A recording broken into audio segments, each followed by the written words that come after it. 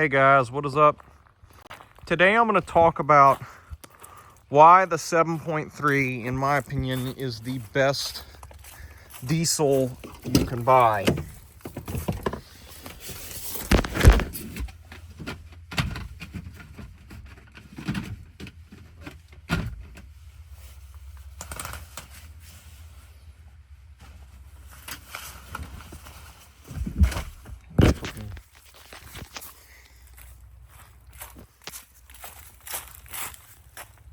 So,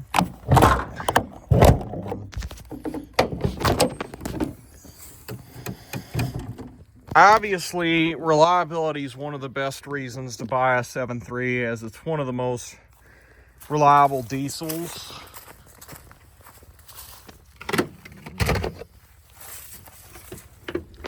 And some might say, oh, that's only because you don't have the power to break anything. And I say to that, nonsense. I've seen people tune these and put tons of power to them and they can still hold up just fine to it. I've seen people build these to 500 horsepower and they easily hold up to that. By comparison, a 12 valve, they never say that about the 12 valve or the LB7, even though the LB7 made roughly the same amount of power as the 7.3. It made a little bit more horsepower, but a little bit less torque. The 7.3 was actually 5 foot-pounds of torque ahead of the LB7. And it was way ahead of the 12 valve in both horsepower and torque. The 12 valve was only 180 horsepower or something like that, and like 420 foot-pounds. Meanwhile, the 7.3 was 525 foot-pounds at the highest, which was, the LB7 was 300 horsepower and 520 foot-pounds of torque. But initially, when the LB7 came out, it was only 235 horsepower and 500 foot-pounds of torque, which is the same as a 2000 7.3 like this one, which is 500 foot-pounds of torque.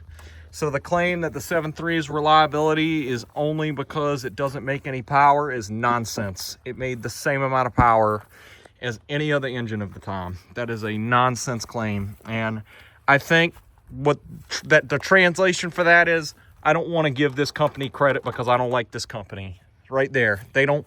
The only reason is they say that is because of this logo right here. They don't like that. If this was a bow tie or a bighorn sheep, they wouldn't say it. But since it's a blue oval, they got a problem with it. That's the truth. Anybody who says it's because of, anybody who says, oh, the 7.3 is only reliable because it doesn't have the power, the translation for that is, I don't like Ford, so I won't give them credit for making a good product. That's really all they're saying. Because they never say it about the 12 valve or the LB7, even though they're the, and then they might say, oh, you can tune an LB7. Yeah, you can tune a 7.3 too.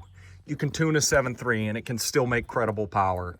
They might say, oh, but the P-pump, you can adjust the screw. Yeah, that's not going to bring up the horsepower. It's going to bring up the horsepower maybe a little bit. And even then, the 7.3 has a way better transmission than the 12 valve. And the 7.3 as a platform, the engine and transmission are going to hold up to more power than the 12 valve. I mean, everybody knows Dodge transmissions suck. Like, everybody knows that Dodge transmissions suck. The transmission on the 7.3 is way better than the transmission on the 12 valve. Now, the LB7 has a really good transmission, but the injectors aren't very good on the LB7. I mean, they're okay. I mean, it's not a bad motor per se, but the 7.3 is just better. The 7.3 is just better.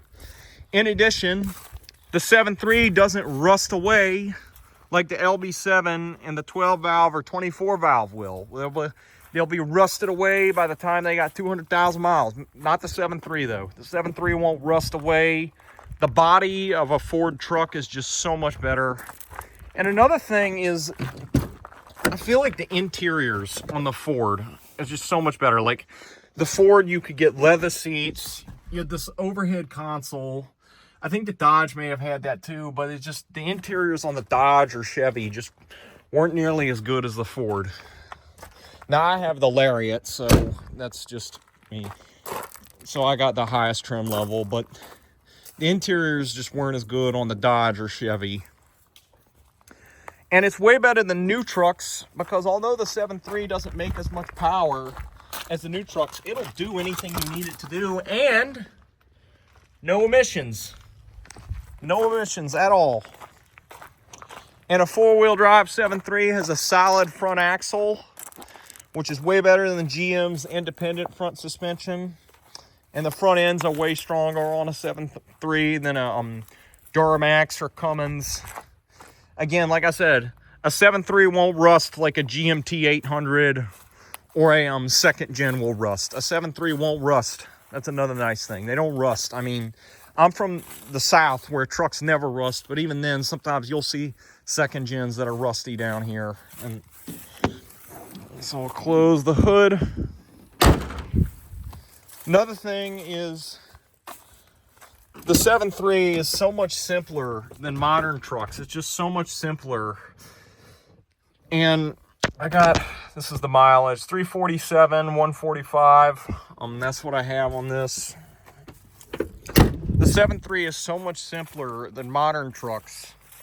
And it'll do most of the things a modern truck will do. I mean, we've had 30,000 pounds behind this truck, and we could still get to like 60 miles an hour. I mean, it was not very easy to stop, but we did it. It was on a gooseneck, and we've put 20,000 on a bumper pull. And again, not the easiest to stop, but it would still tow it. Like, it would get it where we needed it to go. And probably not the best idea. I don't encourage overloading the trucks much. I mean, a little bit's probably fine. Like, they say it's about 12,500 pounds for the 7.3, the tow capacity.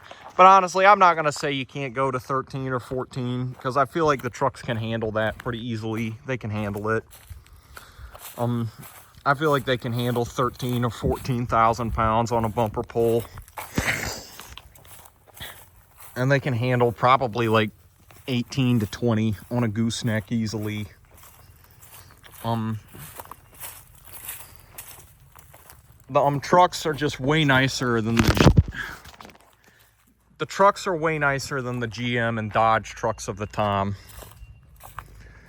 Another thing is the 7.3, the parts are inexpensive for these trucks. Parts are not that expensive for this truck.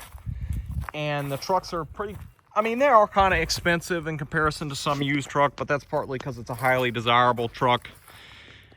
And it's just, like I said, the truck itself, not just the motor, but the truck itself lasts longer than a Dodge or GM truck of the time. Like, it just, they last longer. I mean, the transmissions are better. I mean, the GM had the best transmission. They had the Allison. But the 4R100 that the 7.3 had was still way better than what Dodge had. And again, like I said, the 7.3 won't rust. Another thing is that these new trucks like the LML Duramax, the 6.7 Power Stroke, and some 6.7 Cummins, and the 6.4, they have these fuel pumps. These fuel pumps, the CP4 and the K16, that just love to self-destruct and destroy your fuel system. And they cost you about $10,000 to do the whole fuel system. Like, I've known several people with trucks that had the CP4 fuel pump.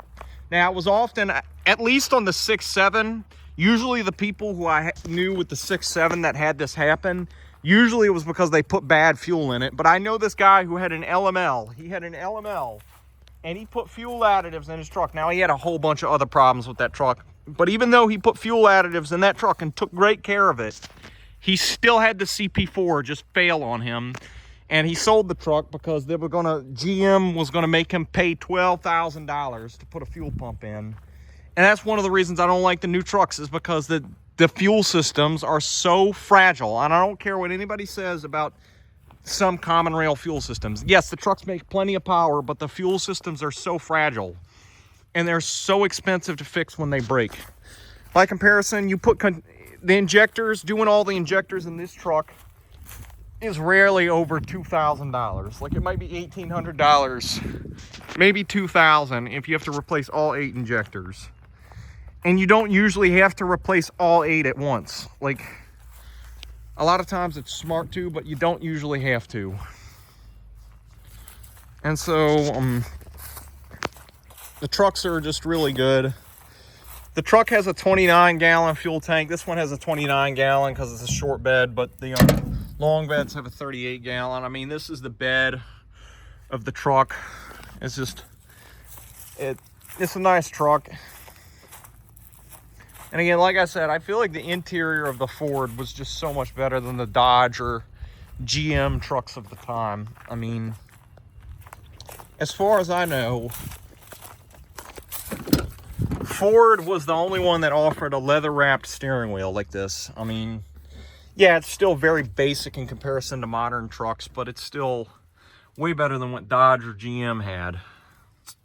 Just, again, 347,000 miles. But yeah. Anyways, that is it. Thank you for watching.